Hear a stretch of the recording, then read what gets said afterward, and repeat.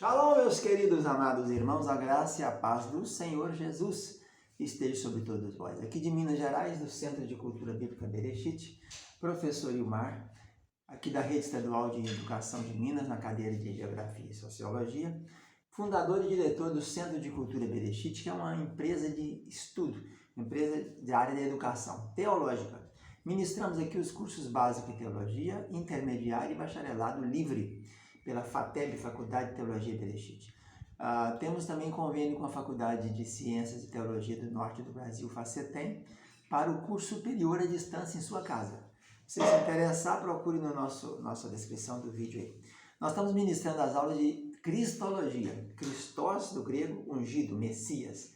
Estamos trabalhando então exatamente essa área, Cristologia, que vai falar sobre Cristo, o Filho, Jesus Cristo.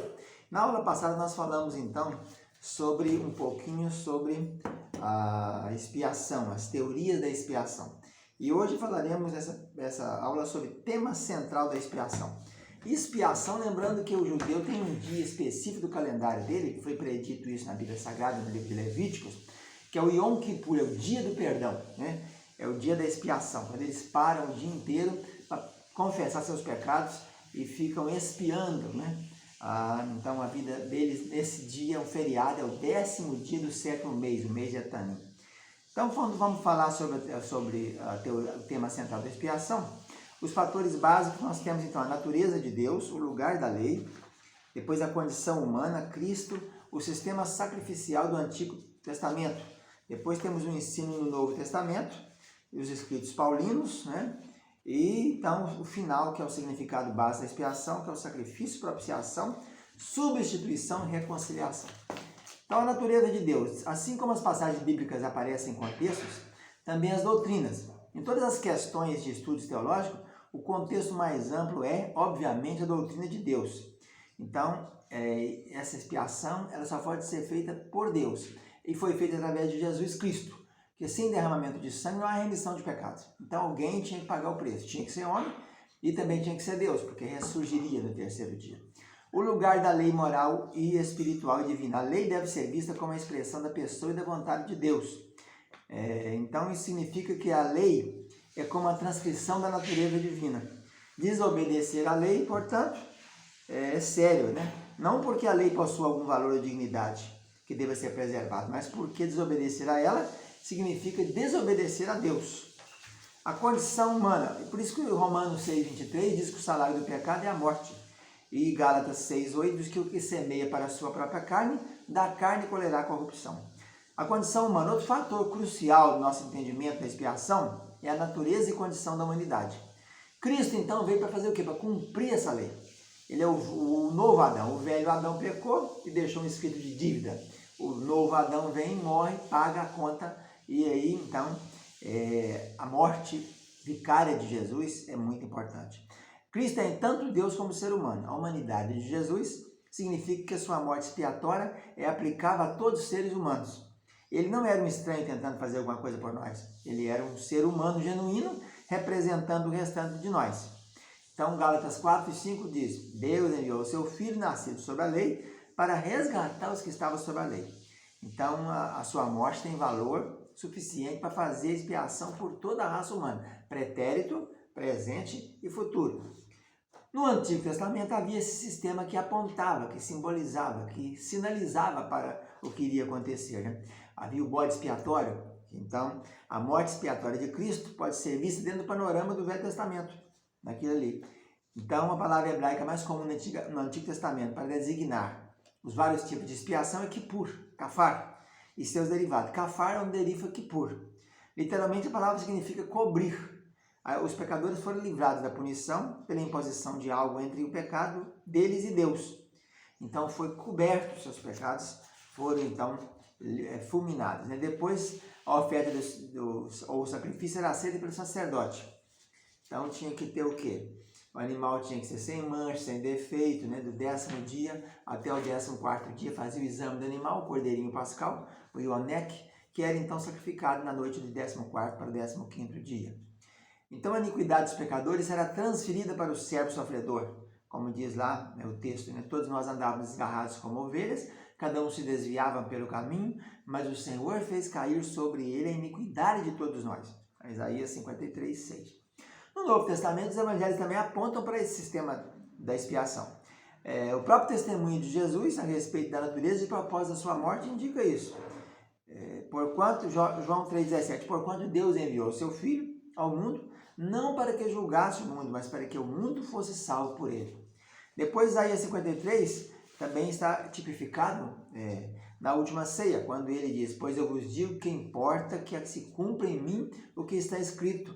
Ele foi contado com os malfeitores, porque o que a mim se refere está sendo cumprido. Então, Lucas 22, 37 cita a profecia de Isaías 53. 12, identificando assim o servo sofredor. Cristo também se via como nosso substituto. Esse conceito é especialmente proeminente no Evangelho de João. Jesus disse, ninguém tem maior amor do que esse, de dar a alguém a própria vida em favor dos seus amigos. João 15, 13. Então está bem claro aí nos Evangelhos, né? João 17, 9, 19. E por eles a mim mesmo me consagro, para que sejam consagrados na verdade. Jesus possuía uma profunda consciência de que era a fonte e o doador da verdadeira vida. Ele diz isso em João 17, 3. E a vida eterna é esta, que te conheçam a ti, o único verdadeiro Deus, e a Jesus Cristo, a quem enviaste. Jesus via uma identificação estreita entre si mesmo e seu Pai. Ele falava regularmente que o Pai o havia enviado. Ele e o Pai eram um. E, portanto, a obra que o Filho fazia também era a obra do Pai. Nos escritos paulinos, nas 13 epístolas de Paulo, tirando Hebreus, quando nos voltamos para ele, vemos que tem uma coleção de ensino sobre expiação, como o Evangelho também teria. Segundo Coríntios 5, 19, diz, Deus estava em Cristo reconciliando consigo mesmo o mundo. Depois, Deus prova o seu amor para conosco, pelo fato de ter Cristo morrido por nós, sendo nós ainda pecadores. Romanos 5, 8. A expiação, então, é uma obra muito importante e sine qua non, sem a qual não teríamos a salvação da humanidade. Paulo diz isso sobre o amor do Pai, pois o amor de Cristo nos constrange, segundo Coríntios 5, 14, Efésios 5, 2, julgando nós isto, um morreu por todos, logo todos morreram. A ideia é a seguinte, é que a cruz expressa o amor de Cristo por nós, enquanto ele arranca à força a reconciliação de um Pai severo e relutante, perfeitamente justo, mas também perfeitamente inflexível. É uma teologia interessante, né? Então, com frequência, Paulo pensava na morte de Cristo como um sacrifício e se referiu a isso várias vezes. 1 Coríntios 5, 7 diz, pois também Cristo, nosso Cordeiro Pascal, foi imolado, comparando Cristo com o Ioneque, o cordeirinho, né? Romanos 5, 9 diz, justificado pelo seu sangue, temos a redenção. Efésios 1, 7. Depois, Colossenses 1, 20, a paz pelo sangue de Cristo. Então, em Romanos 8, 23, ele diz o seguinte, 8, 32, Deus não poupou o seu próprio Filho, antes, por todos nós, o entregou. Cristo nos amou e se entregou a si mesmo por nós, dizia ele na carta aos Efésios 5, 2. Por fim, Paulo considera a morte de Cristo propiciatória, ou seja, Cristo morreu para aplicar a ira de Deus contra o pecado. Então, um fazendo-se próprio no lugar do outro. Isso está em Romanos 3, 25, e refere-se à propiciação, ou apaziguamento de Deus. Propiciação é a palavra grega hilastério, né? Que tem essa ideia aí de que Deus é justo e julga, sua ira exige o sacrifício. E ele também é justificador dos que creem em Jesus. Qual o significado básico, então, da expiação? Primeiro, sacrifício. Segundo, propiciação. Terceiro, substituição. E quarto, reconciliação. Então, como sacrifício, Cristo é o cordeirinho pascal. Ele é o Ioneque, cordeirinho de mama, né? Separado no 14º dia, sem defeito, imaculado, e que vai ser morto no 14º para 15º dia. Então, a obra de Cristo é comparada ao dia da expiação do Antigo Testamento, ao Yom Kippur. Cristo é retratado como sumo sacerdote que entrava no santo lugar para oferecer sacrifício. Em Hebreus 10, 5, 18, temos essa ideia aí, que as ofertas de queimadas, Cristo foi o sacrifício no lugar, foi o sacrifício. Por isso que João Batista diz, eis o Cordeiro de Deus que tira o pecado do mundo, apontando para o sacrifício pelos pecados. No quesito propiciação, a expiação, como examinamos nas escritos paulinos, há uma controvérsia sobre a morte de Cristo, se ela foi ou não propiciatória. Levíticos 4,35 diz, o sacerdote queimará sobre o altar, em cima das ofertas queimadas do Senhor, assim o sacerdote, por essa pessoa, fará expiação do seu pecado, que ele cometeu e será perdoado. Então, é uma coisa no lugar da outra. Propiciação. A substituição. Cristo morreu por nós, em nosso favor. Mas seria apropriado falar que a sua morte foi substitutiva? Ou seja, ele realmente morreu em nosso lugar? Sim, veja lá. Primeiro, há todo um conjunto de passagens que nos fala que nossos pecados foram lançados sobre Cristo. Ele carregou nossa iniquidade, ele foi feito pecado por nós. Eis o Cordeiro de Deus que tira o pecado do mundo, diz João 1,29. Paulo disse, aquele que não conheceu o pecado, ele o fez pecado por nós, para que nele fôssemos feitos justiça de Deus, segundo Coríntios 5,21. Outra linha de indício é das posições gregas usadas para designar a relação exata entre a obra de Cristo e a nós. Tem duas preposições, anti e hiper. Então, anti, o significado claro dessa palavra é em lugar de. Anti, esse prefixo colocado em lugar de. Qual dentre vós é o pai, que se o filho lhe pedir um peixe, lhe dará em lugar de peixe uma cobra? A palavra aí é o prefixo anti, Lucas 11:11. Depois, hiper.